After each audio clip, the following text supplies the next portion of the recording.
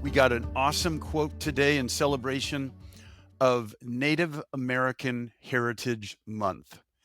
And our quote is from Chief Tecumseh from the Shawnee Nation, who's got some interesting words of wisdom for all of us that hopefully we can apply to our own life and at the same time appreciate on its own as it relates to Native American culture.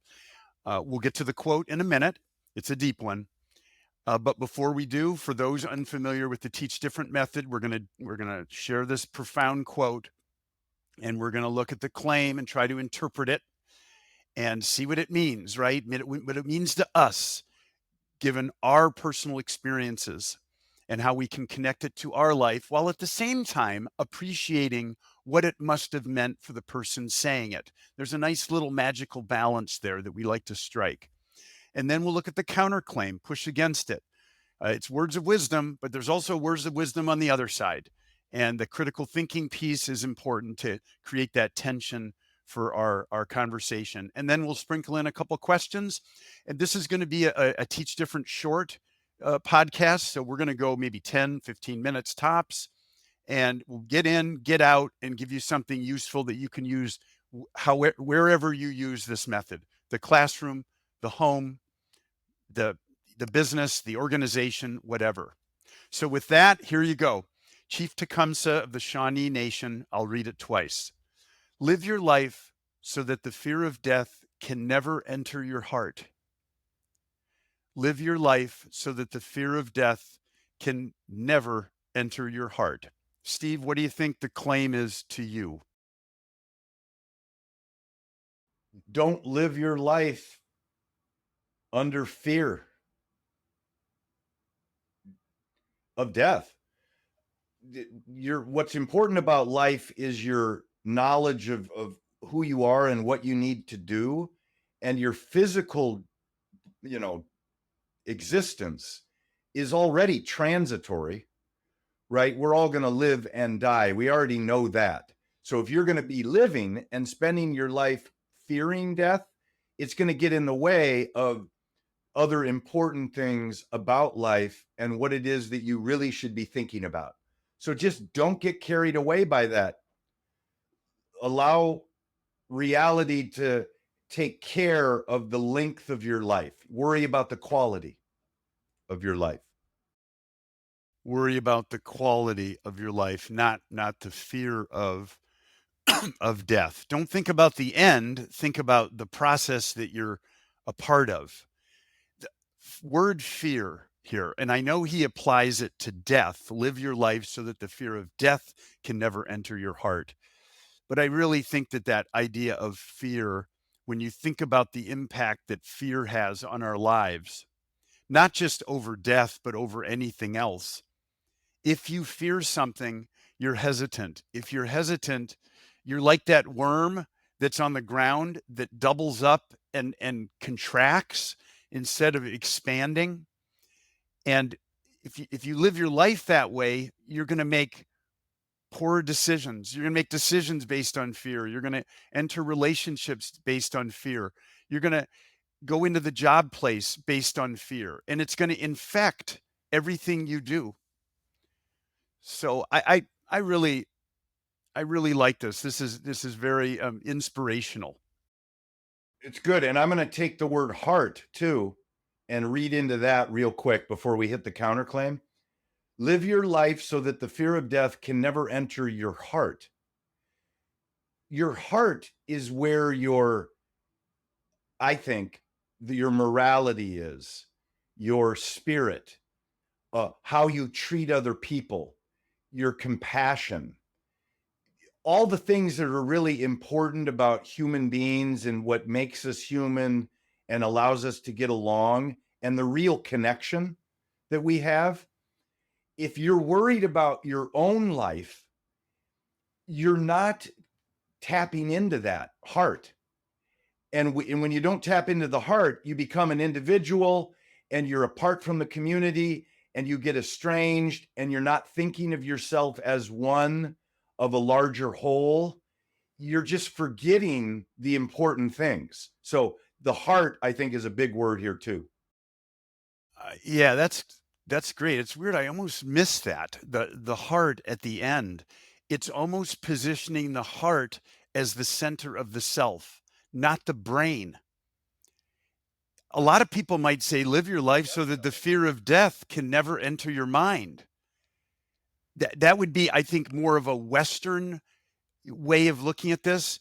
But again, this is Native American culture. The heart makes so much more sense in light of that. And I really like that. because because a selfish heart worries about their physical life. That's just thinking that your own body is what's important. And that's where it goes astray. That's where you're not thinking of the whole. Okay, but let's do the counterclaim, right? What is the counterclaim to this? Live your life so that the fear of death can never enter your heart. I would start off and say, having a fear of death and having that be part of something that truly means something to you and something that you're not thinking of it selfishly. You're afraid of death maybe for other people. And I'll give you an example. If you're a parent and maybe you got diagnosed with something, a frail, a disease or something, and you know that your time might be more limited than you originally thought, having a little fear of that happening, the reason you would was because there's people depending on you. And you have to not pretend like it's not true. You want to take care of people. So you're going to, utilize that awareness and maybe that's some of that fear and maybe even share some of that with your loved ones. And that's going to be important for them to know how to go on, perhaps, when you're gone. So there's an example of a counterclaim. Picking up on the word never, this is quite a dramatic statement. Live your life so that the fear of death can never enter your heart. Well, maybe if it does enter your heart a little bit, it isn't necessarily a bad thing. A fear of death or an awareness that you're going to die, if it enters your heart and impacts how you feel and how you treat others, it might make life more immediately valuable to you, it more immediately special and important. A little bit of a fear of death. If you just gloss it over and you live kind of a blissful ignorance about death, and you're never thinking about it, and it's never part of you, well, then maybe you're not living a truly human life. I'm trying to go against this a little bit. So maybe never enter your heart. And maybe there's again balance. This is where maybe there's a little bit of both that can be part of living a good life. And again, I'm going to go back to this idea of people who depend on you. If you have people depending on you and you have an opportunity to go skydiving without a parachute, and they're going to show you how once you jump out of the plane, you can go find the person that has the parachute and they'll show you how to fly to them. And they're saying, come on, let's go. Don't be afraid of death. It's just not, it's something that you have to be considering to keep yourself safe. Yeah. And it doesn't have to be a selfish thing.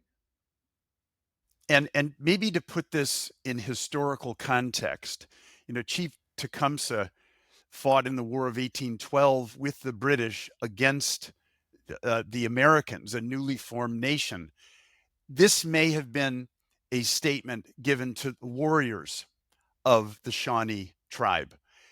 I get it. Live your life so that the fear of death can never enter your heart. How do you defend your culture without embracing this wisdom? So again, this is where putting this in a historical context is an interesting way of interpreting the quote. But as Steve and I are doing here, we're bringing it more to a personal level and whether it's true on that sense. Very versatile.